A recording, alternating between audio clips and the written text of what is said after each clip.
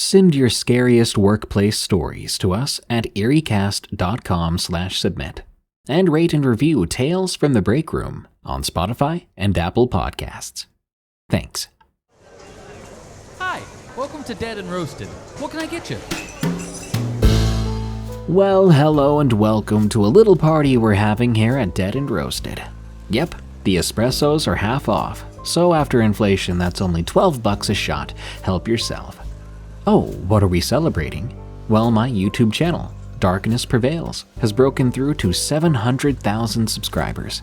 It's been 8 years, a marriage, and 2 babies since I first started telling people how creepy the world is, and look at me now, running a coffee shop with the worst coffee imaginable for some of the most supernatural customers alive. No, this isn't a Starbucks. Well, now that doesn't mean I'm all out of stories. In fact, I've got a good friend here with me today by the name of NaturesTemper to help me share these true scary work stories with you about haunted radio stations, cemetery terrors, and more. These are Tales from the Break Room. By the way, if you like NaturesTemper, you can find him on YouTube under the same name. Evil entity living in the family store. From Assassins 2570. I was 19 at the time I got my first job at a store franchise in the US. I was new and eager to prove myself to the managers, so I took the night shifts. My location was open 24/7. After a few weeks, I was confident in my ability to handle the night shift alone. On the first night, I heard whispers coming from the women's clothing department. I glanced at the security cameras, and there was no one in the store. I shook it off. Later that night, I was eating my lunch, and I hear a loud slam, like a box was tossed off the 7-foot top shelves. I got up to investigate. I was 250 pounds, so on the bigger side, and I was rarely scared. I rounded a corner and saw a box of toilet paper on the floor. I looked up and I saw where it had fallen from. I sighed, cursing the day shift, as I put it back and went back to the front to continue to eat. I talked to my coworkers in the morning about the shoddy stacking job, and they said something that gave me cause for concern. They told me, "We stacked those boxes. If it was going to fall, it would have done so during second shift." I paused and replied, "Huh." Now, I'd been raised with the understanding that there were spirits, among other things, walking the earth. This came to mind for a split second, then I went on with my day. The next night was uneventful. I was relaxed for the third night. I came in, clocked in, and started serving customers. As the night progressed, I was stalking. At a certain point, I thought I caught my arm on the shelf, but when I looked down, I had 3 scratches on my forearm. I knew from that moment I was dealing with something angry. I called my manager, expressing the need for them to come in and see the scratches on my arm. They said to me, "It's 2 a.m. Are you sure you didn't just catch your arm on the shelves?" Knowing what I know about spirits, I told them, "I need you here. You know me." So they sighed and said they would be there in 5 minutes. I thanked them, and my battery died. I always carried my charger with me, and I kept my phone charged during work, so how it died, I have no idea. Suddenly, I heard this gut-wrenching scream from somewhere in the store. Instinctively, I ran to the front and looked at all the cameras, but there was no one anywhere in the store. I'm not religious. Even so, I said St. Michael's prayer and sat in that chair, waiting for my manager to show up. They eventually got there and saw me pale, as if my soul had left my body.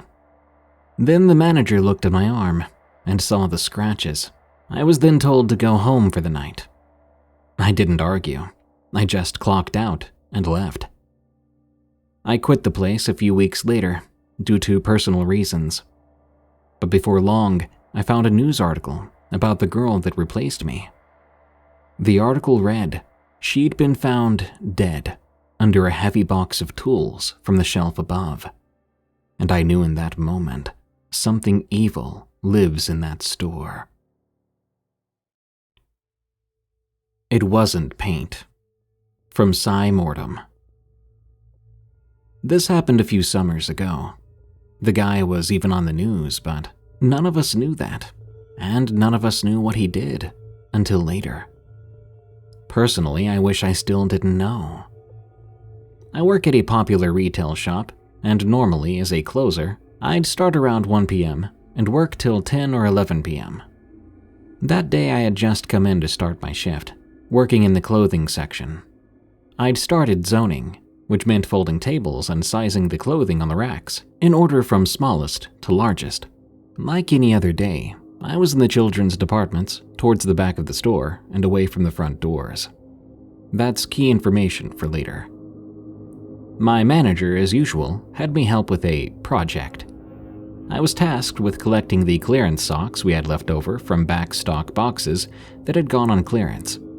I had to take them to the clearance aisle, which was located next to the paint counter and hardware, still towards the back of the store, but on the opposite end of the building from where I normally work. I had to empty the boxes neatly in a designated section of the aisle. It was a simple task, and considering I had 4 boxes full, the project would take me some time. As my manager stated before inserting the infamous line, "But knowing you, I don't expect it to take long." She then clocked out and I set off to the back room to collect the boxes. Again, I normally work in clothing, but as a store associate, customers will come up to you and ask questions, regardless of whether or not the associate they're talking to is familiar with that section. It's normal, typical behavior of a customer, so I wasn't surprised when I had a man who was just slightly taller than me, I'm 5'3", who had a stocky build, tan skin, and light brown dirty blonde hair approach me. He wore dark jeans that seemed dusty, and a white shirt with red splotches all over it. I immediately thought he was a painter or a roofer, something along those lines, and that it was paint he was covered in. He spoke calmly, asking me if I knew where the trash bags were located, and if by chance we sold single t-shirts, since, in his words, he was dirty after work. He said he had to go somewhere shortly. I, thinking nothing of this, directed him to the trash bags, not far from our electronics department, and suggested if he made his way through the middle of the store, he'd also find the men's clothing department. I told him to take a peek at the tables to see about finding what he needed. He thanked me and made his way while I went back to my project. Before long, I completed it, then went to the fitting room to collect my department returns. My coworkers were crowding the area in complete disbelief over something and chattering intently amongst themselves. That was normal until I heard the words, 8 cop cars, and guy in white shirt with red stains. Come to find out, the man I directed to the trash bags had gotten lost and asked another associate, saying he had a funeral to get ready for if the police didn't escort him first. It was like he was expecting it to happen. The man was then tackled by 4 officers and dragged hastily out of sight.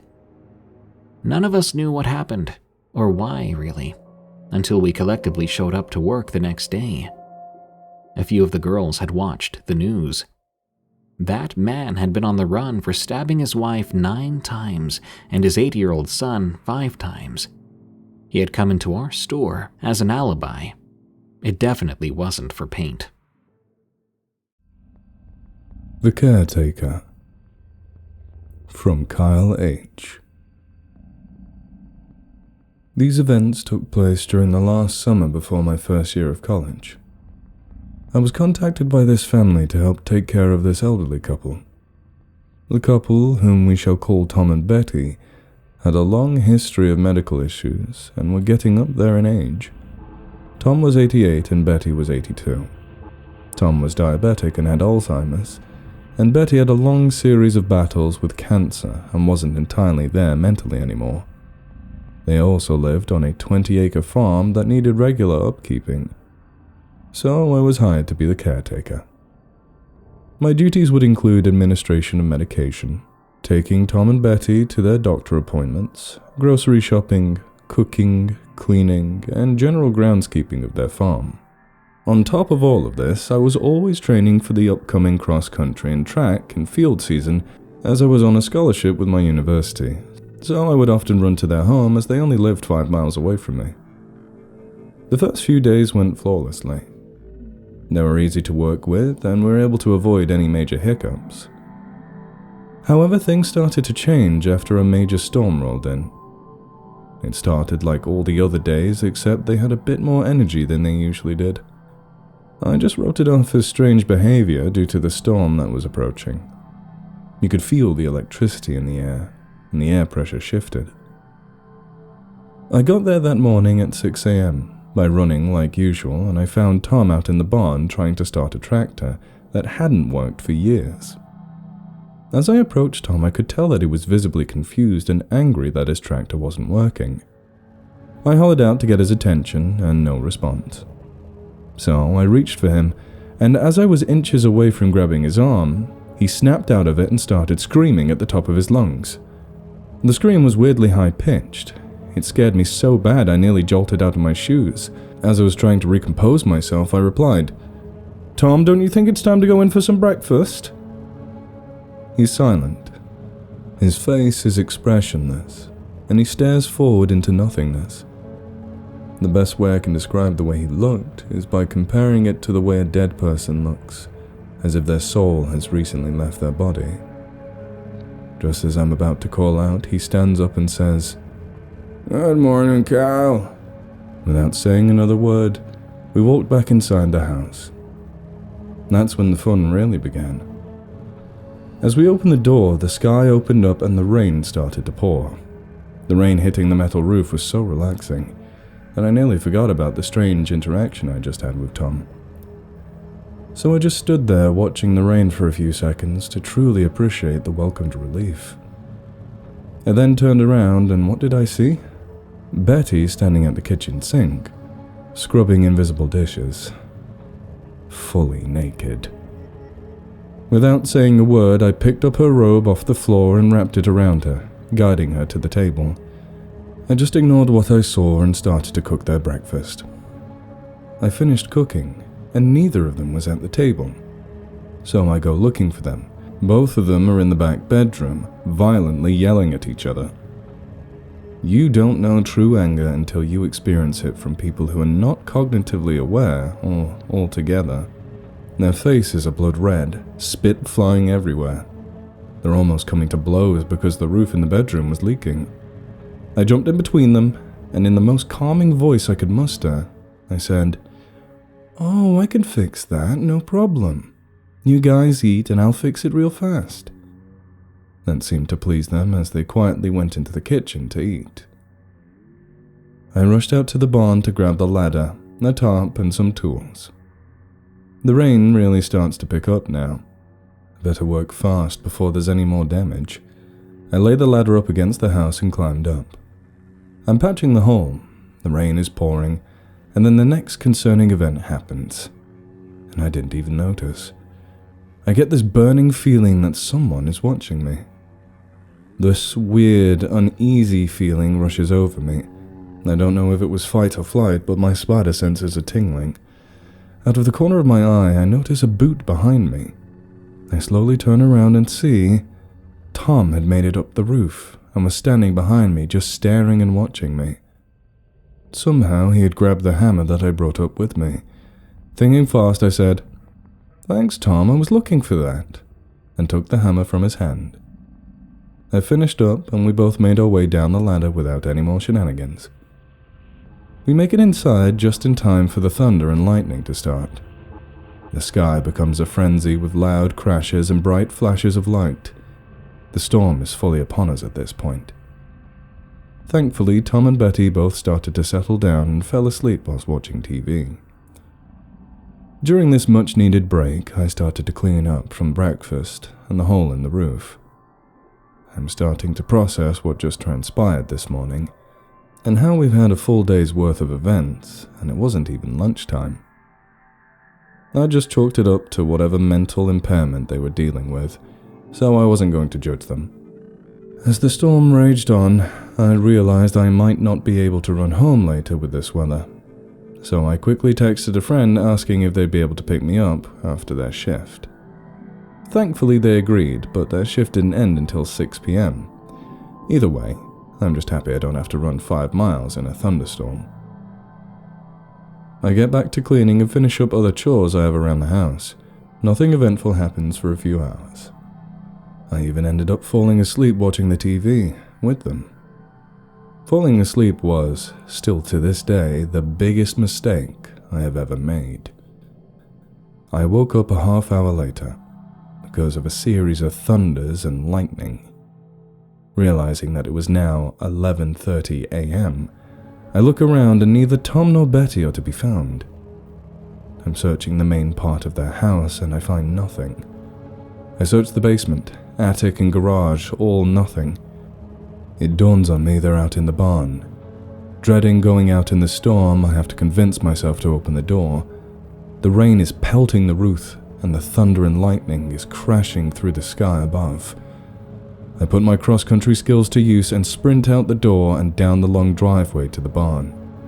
I find both Tom and Betty playing in the barn. It was like they mentally reverted back to their childhood form and were playing like two kids would. They're chasing each other around, just giggling with laughter. Understanding how mental decline and Alzheimer's can affect people, I briefly thought it was kind of cute, the way they were playing. But it turned creepy. I speak up. "Looks like you guys are having fun. Ready for lunch?" They stop dead in their tracks. The laughter stops, and they just give me a nasty side-eye. And this sent chills down my spine. It's silent between us. All we hear is the rain and thunder. They slowly turn to face me and their faces turn to anger. I take a step back. In an instant and simultaneously, both Tom and Betty lunge at me. Thankfully, I'm able to react quickly enough to create a little distance between us. The giggling starts again, and they pause for a brief moment before they start to chase me. Not sure how to take this, I jumped into one of the horse stalls and climbed into the hayloft. But I wasn't safe. The chase continued for what felt like an eternity. The giggles never stopped. I'm trying to talk to them in a calm manner to get them to snap out of it. No response except for giggles. Nothing is working. It didn't matter what I said or did, their pursuit was relentless. I'm starting to panic. I can't just leave them here in this weird, unnatural mental state. I was hired to look after them. I pride myself in how I treat people, but this was beyond scary. For being two 80-something-year-olds, they were fast and there was no sign of them stopping. Thinking about how I could take care of them and how I need to keep them safe, I bolted out of the barn towards the house. At this point, the raging thunderstorm was the least of my concerns. I looked back and I see them following me, still expressing that unnerving, angry face accompanied by their playful giggles. I get to the house first and think of a plan.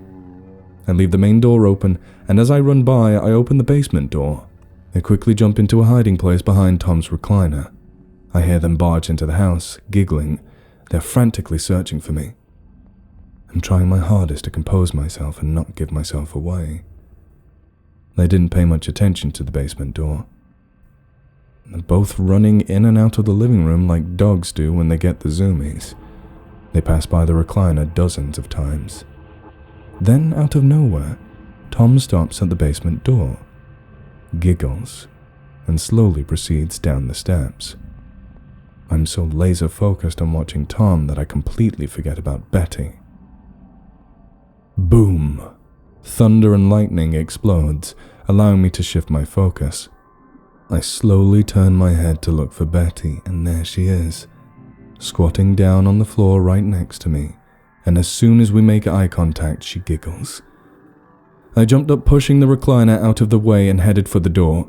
I quickly pressed the lock on the door and slammed the door behind me as I bolted out of the house. Not caring about the storm, I give it everything I have and start running home, never looking back and not stopping until I reached the inside of my house. I contacted the family to tell them that I wouldn't be returning to provide care for Tom and Betty. They were quick to understand and told me that I was the first person to last more than a week. and that I was the 9th caretaker that year. Since starting college, I had never seen Tom or Betty again, nor did I ever return to that town.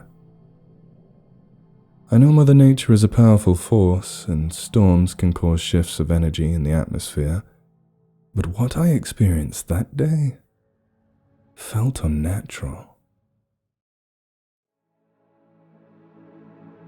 Unexpected Drive Thru from Mr. J. I've listened to your podcasts for quite a while now, and so I guess I should start this off by saying that this won't be the kind of story that would normally be featured in one of your videos. The vast majority of the stories I hear have some crazy developments and twists and turns. Mine does not. It's simply something that scared the Jesus out of me while I was working, and nothing else. With that said, here goes. I've been working as a janitor for a factory that produces plastic bottles for over 2 years now. It's not the best job in the world, but it pays the bills, and it's not too hard. I usually work the night shift, from 10 p.m. to 6 a.m. when the factory is closed, and there are no workers around. My job is to clean the floors, the machines, the bathrooms, and anything else that needs to be done. The factory is huge, with several buildings and warehouses connected by corridors and tunnels. It's easy to get lost if you don't know your way around. I've learned to memorize the layout of the place, and I always carry a flashlight with me. Sometimes I hear strange noises coming from the machines or the pipes, but I try not to pay attention to them. I just do my job and try to finish as soon as possible. One night, however, something unexpected happened. It was a cold and rainy night in October, and I was doing my usual routine. I started with the main building, where the offices and the cafeteria were located. Nothing unusual there, just some dust and trash to clean up. Then I moved on to the production building, where the machines that made the bottles were located. This was the largest and most noisy part of the factory, with rows and rows of machines that filled the air with heat and steam. I had to wear earplugs to protect my hearing from the constant whirring and clanking. I was cleaning one of the machines like usual when I heard a loud bang from somewhere behind me. It sounded like something heavy had fallen or exploded. It was so loud that I could hear it through my earplugs. I quickly turned around and saw smoke coming from one of the warehouses at the end of the hall. I wondered what had caused it and if anyone was hurt. I decided to check it out, hoping it was nothing serious. I walked towards the warehouse, following the smoke trail. As I got closer, I noticed that the door was slightly open, and there was a faint light coming from inside. I pushed the door open and entered the warehouse. The warehouse was filled with stacks of boxes and crates that contained finished bottles ready for shipment. The smoke was coming from one of the corners of the warehouse, where there was a large hole in the wall. I was flabbergasted. It looked like something had crashed through it from outside. There were pieces of metal and wood scattered around the hole, and some of them were still burning. I approached the hole cautiously, wondering what had caused it. As I got closer, I saw something that made me stop in my tracks. My breath caught in my throat. A car had crashed through the warehouse. It was a black sedan with tinted windows and a smashed front bumper. It looked like it crashed through the wall and landed on top of some boxes, crushing them under its weight. The car was still running, but there was no one inside. I stared at the car in disbelief, trying to make sense of what I was seeing. How did it get here? Who drove it? Where did they go? Why did they crash into the warehouse? I felt a surge of curiosity mixed with fear. I wanted to know more about this mysterious car, but I also felt like I was in danger. Something told me that this was not an accident, but something more sinister. I decided to call 911 and report what I had found. I took out my phone from my pocket and dialed the number. 911, what is your emergency? A voice answered.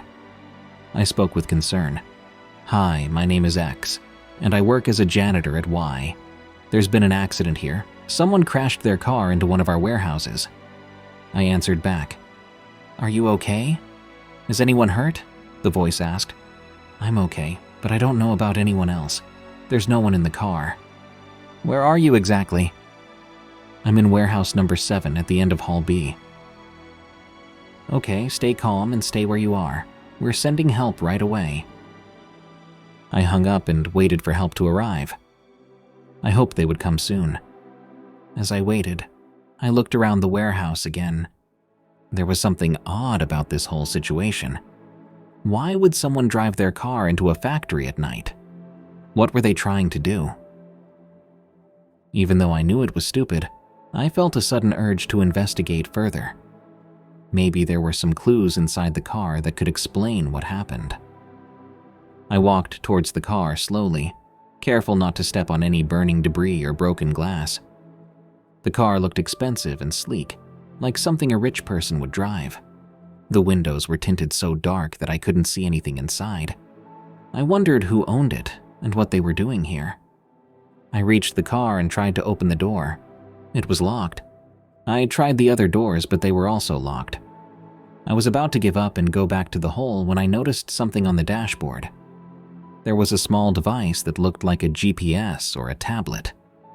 It was attached to the dashboard by a wire, and it had a screen that was lit up. I leaned closer to the window and tried to see what was on the screen. It was hard to make out, but it looked like a map of some kind. There were dots and lines and symbols on it, and some of them were blinking or moving.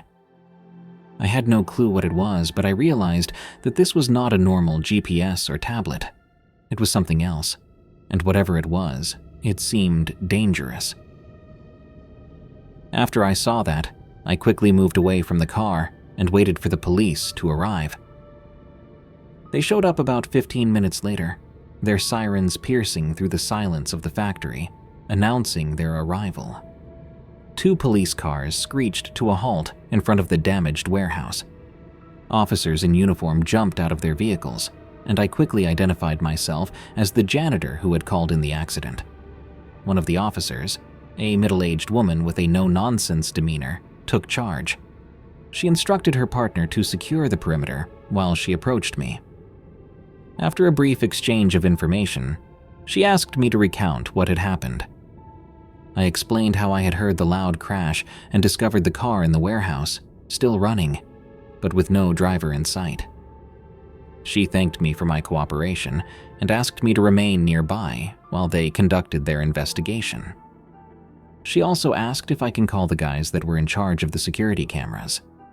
Other officers began to examine the scene, taking photos, collecting evidence, and trying to make sense of the bizarre situation. I didn't know what was going on, but from what I could see, the officers were frequently consulting with one another and making phone calls. After they made their phone calls, the officer came to me and asked if I have any additional information that I may be left out because I deemed it unimportant. I said no. About 10 minutes later, more cars came, and some men quickly rushed to the scene. After they arrived, they demanded that we all leave the premises. I learned why from one of the officers a week later. To my horror, it turns out, the GPS thing that I saw in the car was actually a DIY bomb. Thankfully, it didn't detonate, because if it did, I wouldn't be here writing this story. I don't know anything else about the case, about who drove the car into the building and why, but I'm just glad I'm still here. The Voice. An EMS horror story from Frank C. I am a medical field professional, and I have been for quite some time now. I have bounced from nursing homes to hospitals to where I am now, EMS. Death is a fairly frequent occurrence when you're in my line of work, and each death is one more you remember no matter how many you see or hear about. However, there are a few things that have stuck with me, and this story I'm about to share is one of them. This is when the other side reached out, and I unknowingly reached back. This is when I heard the voice. Let me start by saying all names from here on out will be changed for privacy, but the location will be similar, but not near to where I work for the story's sake. First off, a bit of background for me. I'm in my 30s and I have been in the medical field since I was fresh out of high school.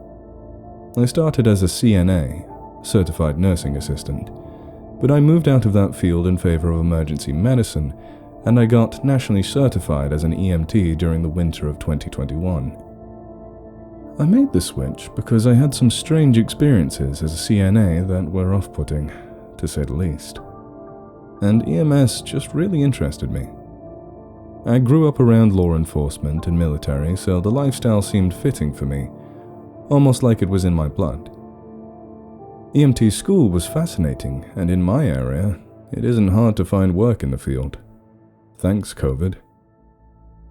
Needless to say, finding a job was easy, and I started running on an ambulance right after I graduated in a nearby city about an hour west of my hometown. There are two types of ambulances used in our area. The first is a BLS unit, Basic Life Support, and then there's an ALS unit, Advanced Life Support. I was on the BSL unit, which is just meant to be run by 2 EMTs, with no paramedic to respond to basic calls. That way resources are used efficiently. I ended up choosing the night shift to work on. There was a good shift differential, and the calls were a lot more interesting to deal with. Me and my partner, whom I will call Hank, worked the east side of town, which was known for being a little more violent at times due to large use of drugs and lots of homeless in that area. We both lived in the Pacific Northwest, and if you've ever visited or lived there, then you'll be familiar with how the winters can be. Harsh and unforgiving. I remember this winter night like it was yesterday. The shift started normally. I woke up and dragged myself out of bed. Trying to sleep during the day is something you do not get used to, even when you work nights for a long time. I stuffed some breakfast down and got dressed for the day as my car warmed up. When I walked outside to get into my car, I remember the cold biting at my face until I sat down inside the car and shut the door. It's going to be one of those days, isn't it? I asked myself as I pulled out of the driveway, shivering. I pulled into the parking lot of the station and took note of the dreary and cold grasp the weather held over the whole city. It always reminded me of something spooky, like the Grim Reaper was waiting in the dark clouds to see who he would collect next with his skeletal hands. I parked my car in the only open space available. With my luck, it was a bit of a walk. My car door cracked open with bits of ice flaking off as I pushed it. My breath now materialized in front of me as I scurried to the front entrance. I always came to work about 30 minutes early to get my mind in the right space and to start a pot of coffee. I watched the machine sputter to life as it slowly filled the pot with what would be fueling my morning. I think the smell of the coffee must have called Hank into the room because not a minute later, I saw him turn the corner into the break room with the same dull look everyone who worked the night shift had. "Hey man, you better be making me enough for a few cups," Hank said with a bland voice. "Come on man," I said in a joking tone. "I'm hurt that you would thought I'd forget about you." Me and Hank always had a joking manner with each other. When you deal with the stuff we deal with, then you almost have to if you want to stay sane. "Did you get the rig all cleaned out and refilled?" I asked. "Yeah, she's all ready to go," Hank said as he took a sip from his mug. It was around 11 p.m. when we hit the roads and got to our assigned area on the east side of the city. We parked at the station and started to catch up with each other. We had a few calls here and there, but nothing that was too out of the ordinary for that night. That was until around 3 a.m., when our radio went off with a single code word. Now, in our area we use different codes than normal for EMS. However, whenever dispatch calls us, they give us the usual description and information of the call along with any bystander or caller information. Our radio crackled and we heard a voice say, 1032. Me and Hank just looked at each other. Neither of us recognized the voice we heard. "Did we get a new dispatcher?" I asked Hank in a confused tone. "With a call like that, there would have to be," Hank said with a hint of annoyance in his voice. A 1032 is a code for drowning where we are, and it wasn't too uncommon to get calls for them on the east side. And there's a pretty big lake, and the homeless like to camp near the bridge outcrop right next to the lake. If you fell into the water around this time of year, it was basically a death sentence due to the cold weather. Me and Hank waited for a while to see if anyone would respond, but no one did. After waiting with no response, we called in.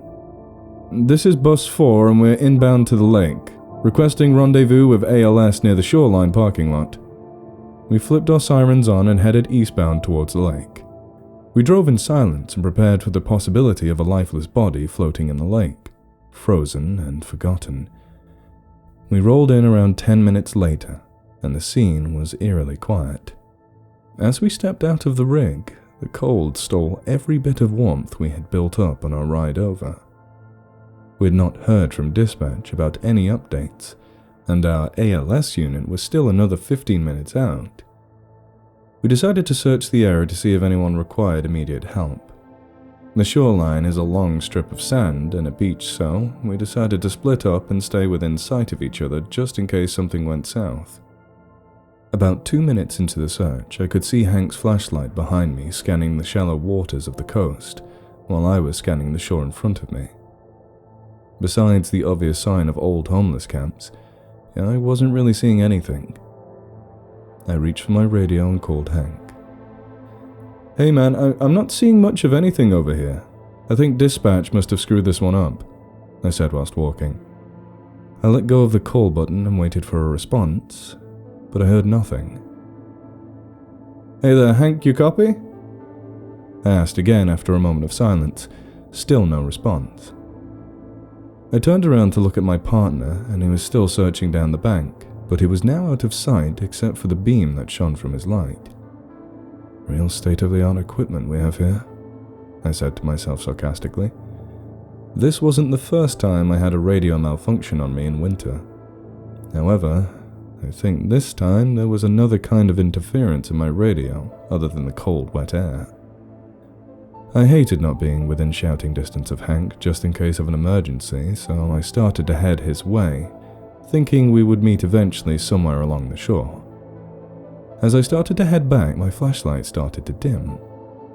Great, just what I need. Now I get a wonderful chance to eat shit whilst I'm walking back, I thought to myself, now more annoyed than anything. I started slowly walking back, careful not to trip on the rocks. I made my way closer to the shore, that way I could avoid the bigger rocks and stick near the sand. I had to strain my eyes to see right in front of me, and it was taking all of my focus. I nearly jumped out of my skin when my radio crackled to life with a loud, unfamiliar voice. "Please! It's so cold!" it shouted. At first I thought it was Hank, but then I realized it was not his voice at all. I froze in my tracks and slowly grabbed my radio and raised it to my face. Since I did not recognize the voice, I said, "Caller, please repeat your message and identify yourself." I waited, and there was nothing. Just cold, wet air that suddenly felt heavy. I swear to you, I could feel something gazing through the back of my skull into my eyes. Whatever it was, it clearly wanted me to know it was there, even though I couldn't see it. Just as I was about to take my next step, my radio crackled to life again. "You can't leave. I need your help." This time, when it spoke, the voice was quieter and more somber.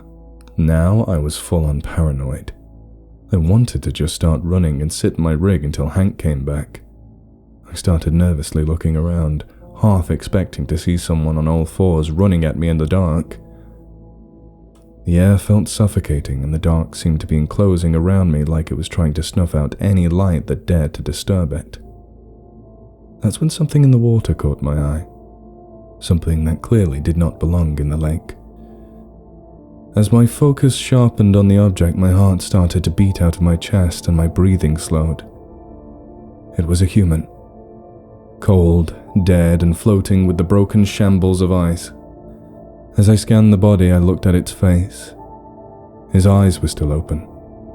As I matched the body's gaze, my radio shot to life again and whispered, "I see you." I backpedaled, nearly falling over, and started to shout for Hank. He quickly made his way over to me, asking what was wrong. All I could do was call for him, struggling to form any sensible sentences. When he got to me, he noticed how visibly distressed I was. He looked over to where I was pointing and said, "Well, clearly someone got the 1032 right." He looked back at me, probably expecting a response. When I said nothing, he said, "It's just another body, dude. I've done these calls all the time."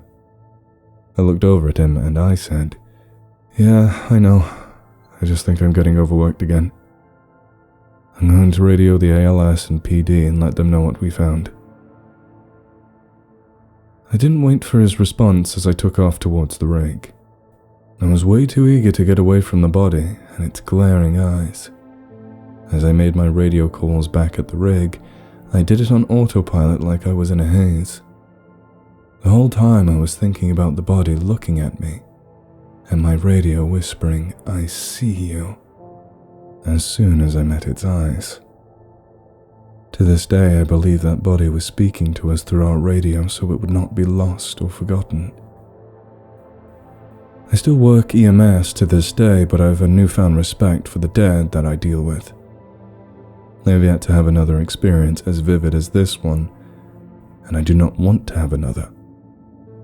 I still keep it light whilst I'm on duty, but I always make sure that they know I'm there for them. The last thing I want to hear is another voice crackling over my radio while I'm working late one night. The last thing I need to hear is another voice beckoning me towards another disturbing scene. I think I've had my fill of eeriness for the foreseeable future. Radio Station Nightmare from Amy D. Back in the early 90s, I worked at a local radio station as a secretary. However, from time to time, I would help out by recording commercials, the weather, and on occasion, I would help run the soundboard on Saturday nights if our part-timer had to call off or was on vacation. This story is about what I experienced on one of those nights. The station was located on the edge of town on a large plot of land, surrounded by woods. The building was small, with 7 rooms, a bathroom, and a small parking lot. I arrived shortly before my start time of 10 p.m., so I could check in with the DJ before he left. The equipment was older and often experienced technical issues or glitches. The DJ, we'll call him Randy, told me everything had been working fine that evening. No technical problems or issues. He gave me a few pointers on what to do if something should occur. I had some issues last time, and let's just say there were more than a few complaints about the same song being played over and over. After enduring some ribbing about the incident from Randy, he took off and I locked up behind him. I liked working this shift. Very little do. It's good money and I could easily have my boyfriend, now husband, come sit with me while I worked. He arrived shortly after I started, and I noticed he was holding something big in his hand. "What's that?" I asked. "This beauty?" he began. "It's a real Japanese sword." He slowly pulled it out of the case. The handle was long and a beautiful deep blue color. The blade was slightly curved, and above the handle was an amazing, intricate design of a dragon. While walking back to the studio, he told me the story of how his grandfather gave it to him before he passed away. While he was telling the story, a loud bang came from the front door. We both panicked. He wasn't supposed to be there after all, so I told him to hide while I headed towards the main entrance. The outside light wasn't on, so I flipped the switch, but nothing. No one was out there. The door was one of those wide, all-glass doors, so it was easy to see out of. I walked a little closer to get a better view, but still saw nothing. I told my boyfriend, we'll call him David, that it was all right to come out, most likely just kids goofing around. About 10 minutes passed when we heard a noise from outside, followed by loud banging again. "Dang it," I mumbled, irritated, as I headed back to the door. David chose to hide again, just in case. The first thing I noticed was the light I had just turned on was now off. I tried flipping the switch a few times to no avail. Approaching the door, I noticed shards of glass scattered across the concrete patio. The bulb was broken. I looked out, but it was too dark to see past the dim glow of the fluorescent light behind me. I unlocked the door and grabbed the handle firmly, opening it only a crack. "Cops are on the way!" I yelled out as loud as I could, and quickly shut and locked the door. I, of course, wasn't planning on calling the cops, but I did hope whoever was messing with us didn't know that. We returned to the studio, and I had some real work to do, so David stepped into the hallway. I could easily see him through the large studio window as he began showing off, twirling that sword and jabbing at the air. Suddenly, it sounded like a stampede of horses was running across our roof. I jumped to my feet and locked eyes with David. I was certain the roof was going to collapse. I ran into the hall. "Is it storming out there?" I asked, knowing full well it wasn't, but I needed to make sense of all of this. He shook his head while looking up. "I've never heard a storm like that before," he said. Even though it only lasted maybe 10 seconds, my ears were ringing terribly. I got a bad feeling in the pit of my stomach that this wasn't just kids messing around. David clutched his sword with both hands and made some comment about nothing hurting us as long as he had that, which was immediately followed by the lights going out. The radio station had a backup generator that would keep the on-air light and soundboard on, which created an eerie red glow. We walked over to the window to see if the houses behind the woods still had power. And they did. That bad feeling I had was a lot worse now. I grabbed a flashlight and a phone book from the desk. I decided to call the electric company to find out what was going on. I dialed the number and nothing. I could hear a dial tone, I could hear the numbers beeping when pressed, but it wouldn't call out. It just stayed a dial tone. Every phone we tried did the same thing until we got to the back desk in the front office. When I picked up, right away I heard people talking, but I couldn't understand what they were saying. I even let David listen in, and he couldn't understand it either. There used to be a thing called party lines, for those of us older folks that might remember them. But this was a professional office, so that wasn't the case. I just needed a rational explanation. I tried to put my fear aside, making sure everything was still running all right with the soundboard, so we began walking back to the studio.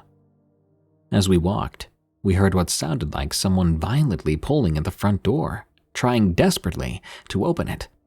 The front office is right beside the main entrance door. David was angry at this point. He said he had had enough. He quickly bolted to the front door, sword held in front of him. But as soon as he got there, the noises stopped. I saw him look outside. Then he just shook his head and said, "No one's out there." I started thinking maybe David set this whole thing up. Maybe he had some of his friends out there messing with me so he could play hero. I know it was terrible of me to think that, but again, I was really starting to freak out, and I needed an answer. If I asked if he was doing any of this, he assured me he wasn't. He'd been there with me before, so why now? It just didn't make any sense, so I believed him. We made it back to the studio, and as I was checking on the soundboard, the light in the small kitchenette began to flicker. Then the lights in the hall, the back room, the front office, they all started flashing on and off.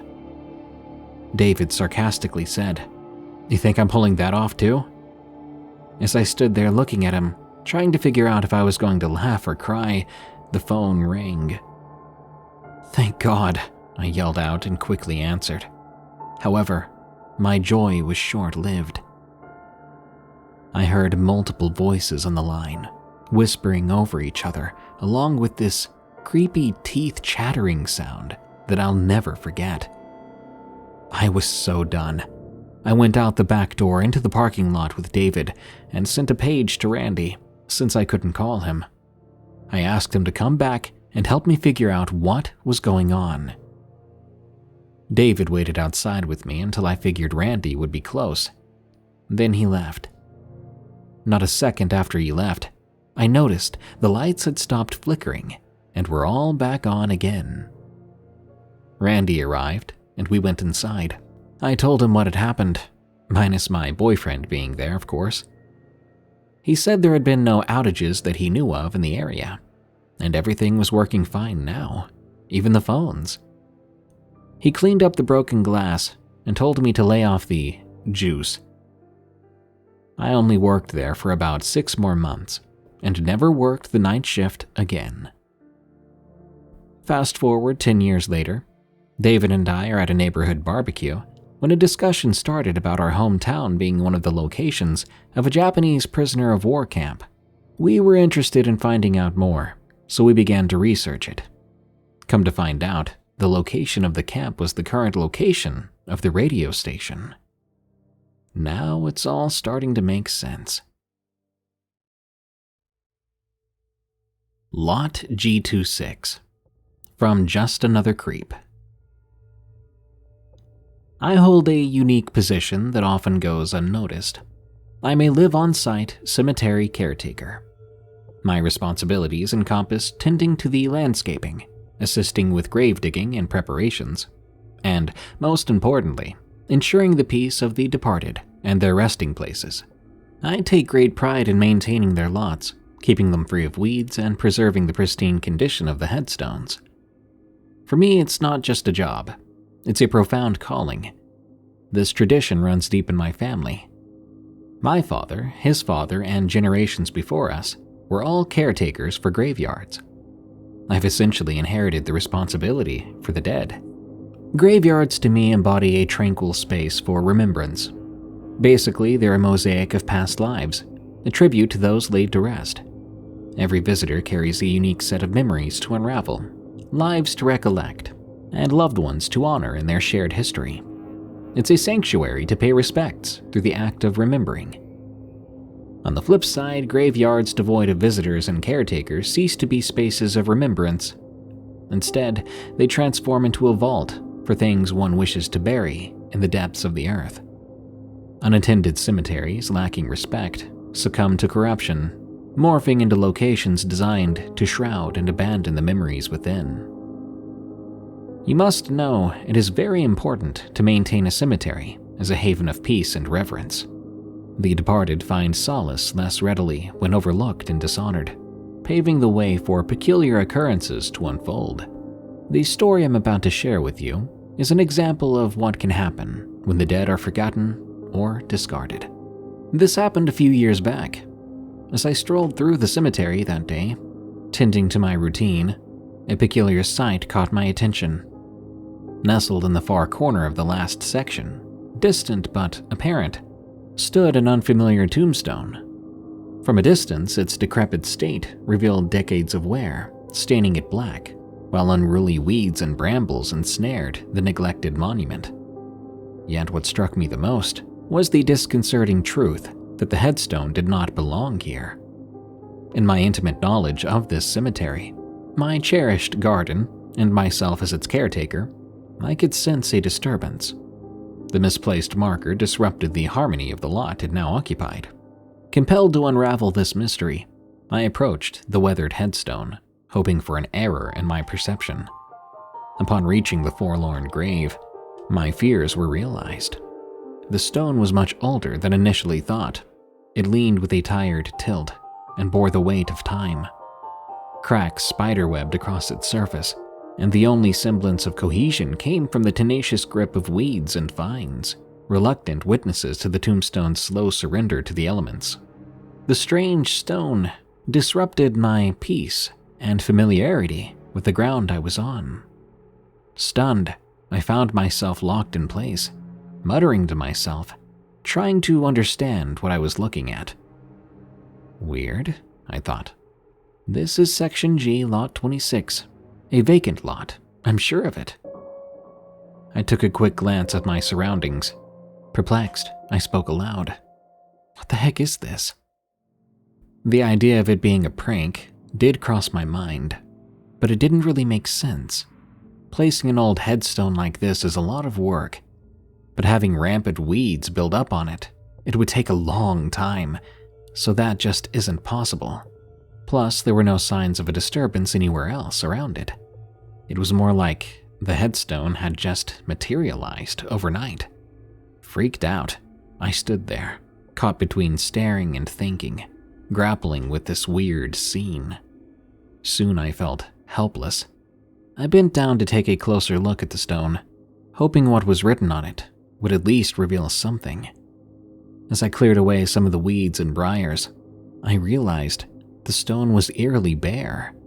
No name, no date, no etchings. An unmarked grave, I mumbled. Nothing about this made any sense. I decided to return to the caretaker's dwelling, which was on the property.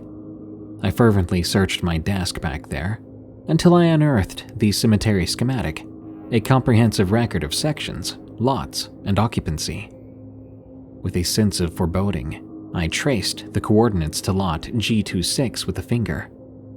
A chilling, confusing revelation awaited. G26, though it had been purchased, remained currently vacant. I fell back into my desk chair. What is even happening right now, I thought. I then decided to call my dad, telling him about the odd situation I was in. Son, I'd be lying if I said I hadn't heard stranger ramblings in my ears around cemeteries. Sometimes the dead can be as complicated as the living. I asked him what he meant.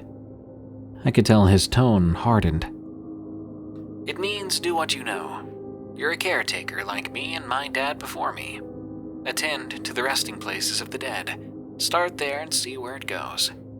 We said our goodbyes and I hung up, still baffled by the unexplained tombstone. Even though that didn't help as much as I thought it would, the call left me feeling a little relieved. Nonetheless, I decided to keep my distance from that haunting grave, choosing to ignore it entirely. I went about my daily routine, deliberately avoiding that section, particularly G26. After finishing my chores, I returned home, had dinner, and went to bed. While usually indifferent to my dreams, that night I had a very vivid and horrifying experience. In this dream, I walked through the cemetery at night, the peace disrupted by a soft voice that grew increasingly loud. Despite its incomprehensibility, I sensed it calling to me. Suddenly, I lost control of my body and felt compelled to walk towards lot G26. Desperate to resist it, I screamed for help, but no help came. I approached the grave. I could see the weeds and vines writhing around it like serpents. I stopped only upon reaching the thing. And then the vines began to ensnare my feet and ankles, lashing the sides of my legs. The mysterious voice persisted, its words still nonsense to me. Standing before the tombstone, the ground began to shift and open, unveiling an open grave with a dim blue light emanating from it. Despite my efforts, an otherworldly force held me captive. I wanted to run, but this odd power held me there. The coffin lid creaked open, the blue light intensifying. Soon from that blue glow, a skeletal hand seized my throat. There was then an ungodly scream that ravaged my senses. I jolted awake, drenched in sweat, the echoes of the nightmare still haunting my surroundings. As I slowly realized I was awake and looked around the room, I saw sunbeams tiptoeing through the window. Then there was a knock at the door. My heart sank for a moment, and I thought about pinching myself to make sure I wasn't dreaming. I got up lazily and went to the door. I reached for the knob, still a little bit unsettled from my nightmare. As I opened the door, my heart sank. There, only a few feet from me, was that unmarked grave. At that point, I felt overwhelmed. I screamed at the tombstone, my voice cutting through the eerie silence. "Leave me alone! What do you want from me?" I trembled, a mixture of fear and anger rising up. But if I was going crazy, then crazy was what it was going to get. Inhaling deeply, I grabbed my tools. I began to trim at the unruly weeds around the stone, cutting off the briars, scrubbing away decades of grime. I then carefully corrected its posture, straightening it. I even prepared a vase of fresh flowers. I closed my eyes hard then, standing in silent communion with this tombstone. And as I opened my eyes, I was astonished and relieved. The headstone, once neglected and haunted, had now vanished. That wandering headstone continues to reappear sporadically. Each time I find it, I dedicate a moment to clean its weathered surface and adorn it with fresh flowers. Something about lilies feels like its preferred choice. The randomness of its appearances remains a mystery to me, yet there's an unspoken understanding between me and this displaced marker. This story has really solidified to me that cemeteries are more than just resting places. They are common ground between the past and the present, where the departed remind and the living remember.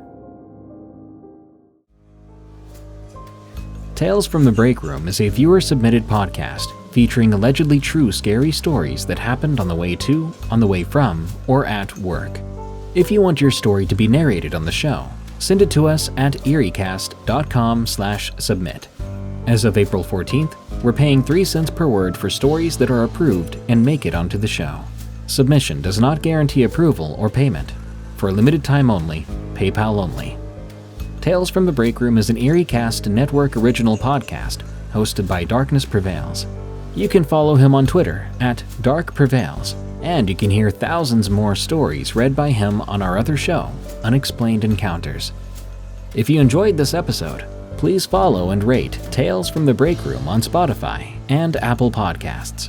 You can also enjoy plenty more horror-themed podcasts at eriecast.com.